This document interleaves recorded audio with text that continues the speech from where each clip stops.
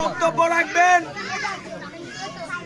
প্রভাকুলী আড়ং ওয়ার্ড ছাত্র দলের সাবেক যুগ্ম আহ্বায়ক, ওয়ার্ড যুব দলের আগামী দিনের কান্ডারি, বাকলিয়ার কৃতি সন্তান মধুমতি রাজু ভাই।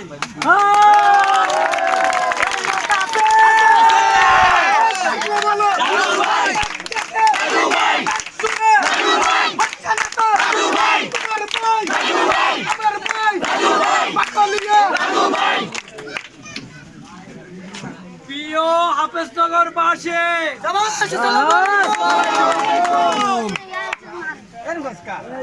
আসসালামু আলাইকুম।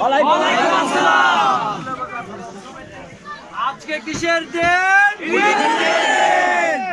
আজকে কিসের দিন? ঈদ মুবারক, ঈদ মুবারক, ঈদ মুবারক, ঈদ মুবারক, ঈদ মুবারক। আজকে বিজয়ের দিন। আজকে কিসের দিন? আজকে কিসের দিন? আজকে কিসের দিন? প্রিয় হাফেজনগর বাসী, আমি বেশি কিছু বলবো না, সামান্য কিছু বলে আমি কালকে থেকে আমার আমি অল্প সময়ে প্রোগ্রামটা শেষ করতে চাই। আপনাদের উদ্দেশ্যে আমি দুই একটা কথা বলতে চাই, আপনারা মনোযোগ দিয়ে শুনেন। প্রিয় হাফেজনগর বাসী, আমি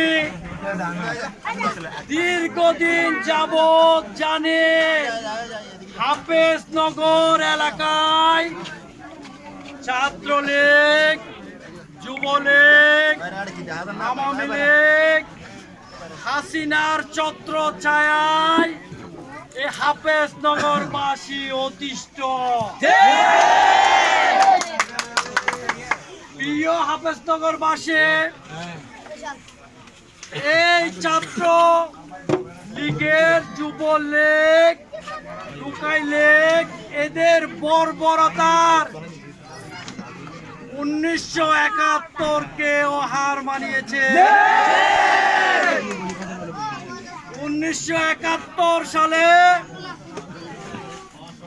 হানাদার বাহিনীরা যখন মানুষের ঘরে ঘরে গিয়ে তল্লাশি করে সাধারণ মানুষের উপর নির্যাতন, নিপীড়ন, হত্যা, জুলুম শুরু করে দিয়েছিল, বাঙালি সবাই একতাবদ্ধ হয়ে হানাদার বাহিনীর উপর ঝাঁপিয়ে পড়েছিল। 1971 সালে হাজারো লাখো শহীদের রক্তের বিনিময়ে এই বাংলাদেশ স্বাধীন করেছিল। যখন আওয়ামী লীগ সরকার ক্ষমতায় আসে 15টা বছর পাকিস্তানি শাসকদের চেয়েও আরো কঠোর বর্বরতা চালিয়েছে।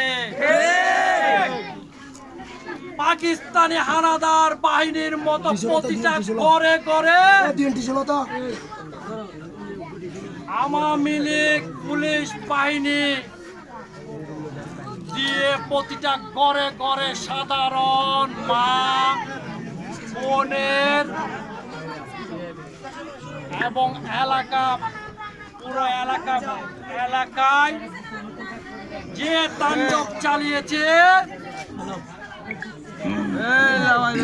সেই তাণ্ডবটা হলো 2024। আমরা আবার নতুন করে আরেকটা স্বাধীন বাংলাদেশ পেয়েছি।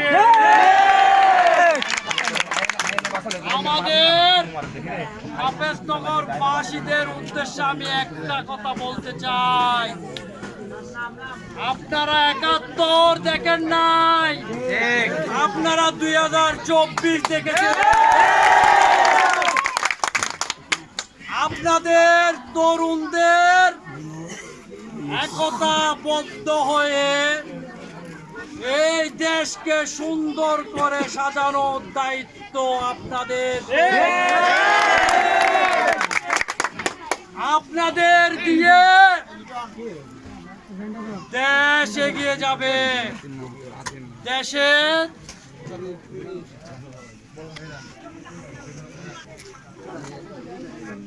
এই আওয়ামী লীগ পেশিবাদী সরকার মানুষকে সিঙ্গাপুর বলে বলে দেশকে ধ্বংসকূপে পরিণত করেছে। ইনশাআল্লাহ এই নতুন প্রজন্ম দেশকে এগিয়ে নিয়ে যাবে। সবাই একতাবদ্ধ হয়ে কাজ করবেন। প্রিয় হাফেজনগরবাসী, আপনারা সবাই জানেন এই হাফেজনগরের সামাজিকভাবে আমি একটা কমিটি করেছিলাম সবাইকে নিয়ে। এই কমিটির প্রতিষ্ঠাতা সভাপতি ছিলাম আমি।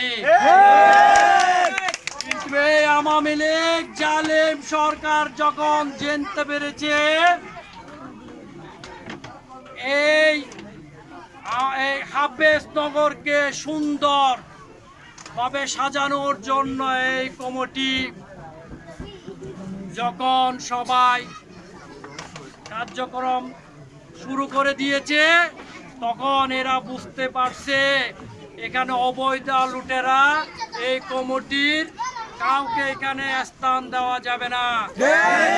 কারণ এই কমিটির কেউ যদি না থাকে তাইলে এরা এখানে অবৈধ বিভিন্ন ধরনের সাধারণ মানুষের উপর জবরদারি খবরদারি চালাইতে পারবে।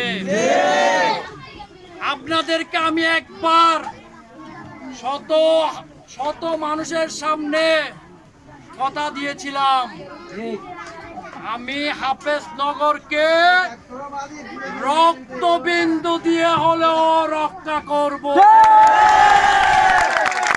বিগত দিনও আপনারা আমাকে পাশে পেয়েছেন, আগামী দিনও আপনারা আমাকে পাশে পাবেন। আমি হাফেজনগরবাসীর কাছে